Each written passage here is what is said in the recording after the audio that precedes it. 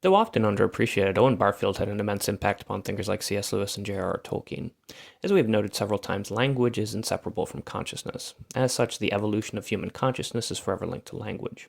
To Barfield, words used to have one universal or holistic meaning behind them, akin to how we use pneuma to symbolize both breath and spirit.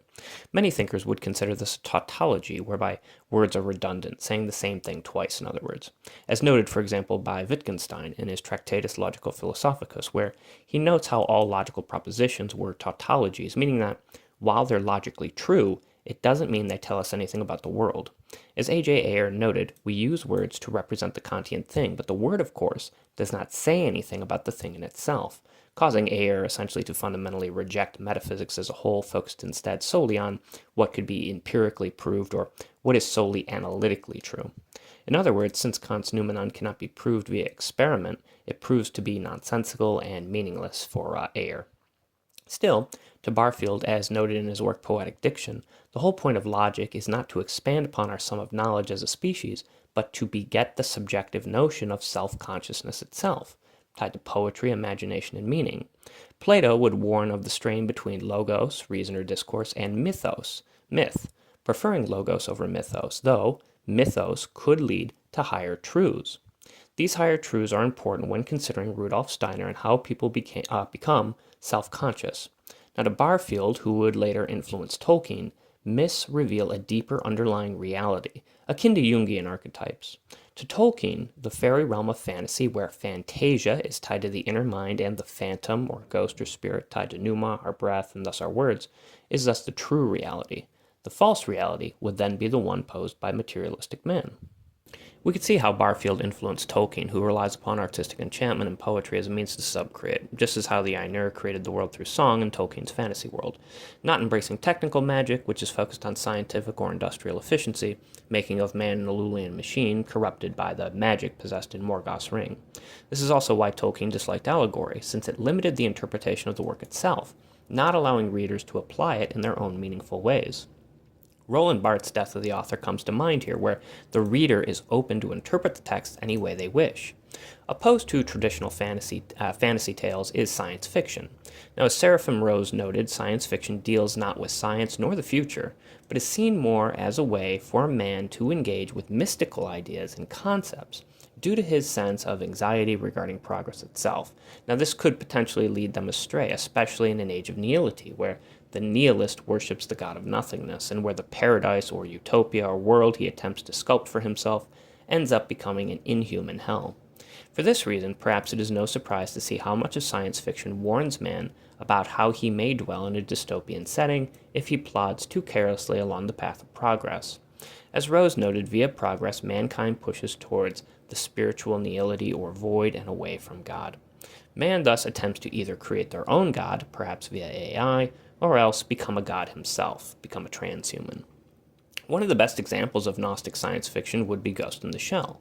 Now, the title, of course, comes from Gilbert Ryle's concept of Ghost in the Machine, which criticized Descartes' mind-body dualism, noting how the mind is not separate from the body. Of course, in the manga and anime, the mind-body dualism of Descartes remains intact for science fiction purposes. Influenced by Ghost in the Shell was, of course, The Matrix, which would not only help Gnostic ideas flourish in the minds of modern-day men, but would also lead them to being red-pilled, seeing all of society akin to living in Plato's allegory of the cave, as it were, where the whole world is a deceptive and demiurgic illusion. The danger in this is that it tends to make people rather apathetic and nihilistic, which unfortunately makes them easier to manipulate, siding solely with those who also see themselves as being red-pilled. Curtis Yarvin was able to use the term himself and popularize it via memetics so as to mobilize the far right in his favor. One must be cautious of what it is to be awoken in the Gnostic sense, since ideology is inescapable, again, connected to our consciousness as a species, linked to our use of language via the dominant ideological form of discourse. Now, Barfield was a student of Rudolf Steiner, adhering to his anthroposophical principles as noted by how language is connected to self-consciousness and how the spiritual can be connected to the material. We have noted how Gnosticism and alchemy are tied to self-consciousness via Jung's individuation process. Like Steiner, Barfield rejected Descartes' mind-body dualism. To Steiner, man had a physical body, an etheric body, an astral body, and his ego. The astral body is most interesting since it ties into desire and our subjective experiences.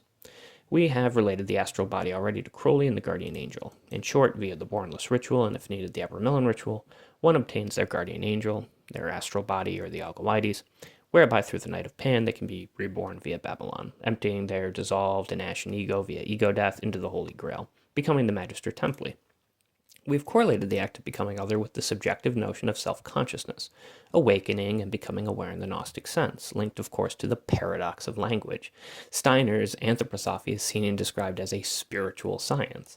This is because he felt that the spiritual world could be experienced via self-consciousness, linked to poetry and a holistic language, what Barfield called a hollow phrase. And since we can experience these things via consciousness, we can therefore understand the spiritual world through logic or language. We must also note that Rudolf Steiner was an idealist, as noted with German idealism, and thus went against Kant's noumenon. However, due to his anthroposophical system connecting to the spiritual and transcendental realm, he cannot be called merely an immanently thinking man. Like Barfield, the whole point of language and consciousness is that it leads us back to a unified and holistic system. Waldorf schools themselves focus on a holistic education of the child, where they are nurtured spiritually, emotionally, physically, and socially, engaging in artistic endeavors of imagination that are centered upon their own self-interest, since it will be those self-interests that intrinsically motivate them to become lifelong learners, which will lead them to self-consciousness itself. Barfield would often argue with C.S. Lewis and Tolkien due to his adherence to anthroposophy, but without Barfield, where would Tolkien be philosophically? And so we see again another odd tie to the occult. Still, poetry is of primary importance. Like Gaston Bachelard noted, all spaces and places have a poetic essence about them based on our phenomenological experiences. To Steiner, with consciousness comes an interconnection to all things, where one is alchemically all, unified in holistic scope and perspective. Much like a Hegelian model, all heads toward the absolute self or absolute spirit, akin to the Akashic records where all is archived, leading to self-consciousness where subject and object is unified. This would obviously work against the philosophy of Deleuze and Land, who essentially hate Hegel. So Deleuze would see discourse as being codified to an identity, wishing to embrace difference instead, pushing towards more pluralities and multiplicities. To Land, poetry transcends into the unknown, noumenal, or infinite, as we discussed with Rimbaud, i.e. language breaks down at a certain point for finite man. Furthermore, language via power discourse can take on fascist traits in the Deleuzian sense when confined to identity or identicality. Like Roland Barthes noted, in mythologies, when looking to legal systems like the law, one is placed in a very different linguistic system where the words via legal discourse are alien and unfamiliar even when they are in perfect English. This is the fascist aspect of language, where one loses all power with the loss of their language, since power is tied to discourse, i.e. a Foucauldian form of power discourse. Thus, Land's wish to get outside of the law itself and Giorgiani's view of the Kafkaesque absurdity of being before or in front of the law itself, as we noted in our last video. And thus again, though, we see the link between the law, the will, and love, as love is also of primary importance in Steiner's system. Love, as we noted in our prior essay, is tied to the law in Christian terms, via Christ's love fulfilling God's law, as noted in Romans 13, 8 through 10, right? You can't have romance without the word Roman, after all, as it is its etymological origin. Robbing man of his language strips him not just of his power, but of his ability to come to self-consciousness, robbing him of his will and his ability to love via the law. Furthermore, as we noted with Chomsky's universal grammar via his poverty of the stimulus argument, language, and thus human imagination, comes with preset limits tied to our inherent biological makeup as a human being. As such, there is something outside of him that he cannot understand, the thing in itself, the Keter or crown of the Kabbalah, or perhaps even the ipsissimus to Crowley, as ipse means itself, like the thing in itself, which is the goal of the great work and the highest grade possible, though perhaps not possible to obtain since it is beyond description, tied to the true will.